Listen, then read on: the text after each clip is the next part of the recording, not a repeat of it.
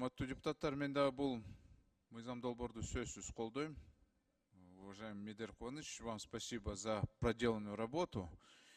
Вот единственное, я хотел бы обратиться вот здесь и к правоохранительным органам, к нашим депутатам, правоохранительным органам, да и вообще к ученым. Мы вообще, если честно, должны поменять наркополитику. Человек слабое существо, он пил алкоголь, будет пить, употреблял наркотики, будет употреблять.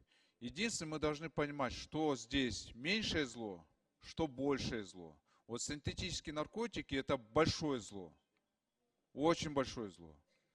А почему мы, вот сейчас так происходит, почему у нас молодежь употребляет синтетику?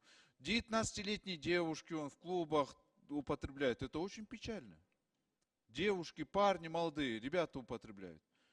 Я сейчас вам одну вещь скажу, вы сейчас все будете в шоке, почему так происходит. Мы в нелегальное поле всех загоняем, нельзя, наказываем, сажаем, штрафуем. А может быть лучше нам хотя бы один из видов наркотиков разрешить для совершеннолетних людей?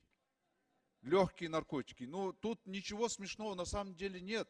Мы должны понять, что человек всегда будет запретно искать. Везде, всюду он будет искать. И найдет он. Вот сейчас здесь сказали, что в России синтетика везде распространена. Там еще как распространена. У нас вся молодежь на синтетике сидит. Вот эти природные наркотики, они подорожали в разы. Плюс везде их выкашивают и так далее. И что получилось?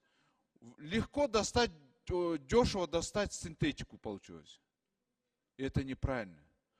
Чтобы все запретить, это вообще надо человека, я не знаю, из мозгов его удалить разные такие гормоны, которые бы его мотивировали бы искать эти наркотики. Но это невозможно, мы с вами прекрасно понимаем, это невозможно.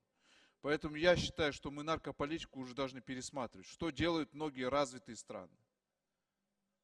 И это не смешно на самом деле. Я думаю, мы к этому придем, только через посадки, через долго времени, через покалеченные судьбы, к сожалению. Но мы к этому придем. Просто было бы хорошо, если вы сейчас уже взялись бы за исследование этого вопроса.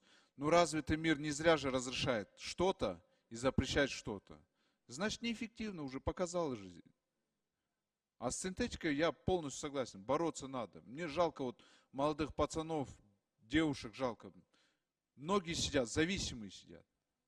Поэтому я считаю, что надо все-таки открыть, что-то разрешить нужно, а не все повсеместно запрещать.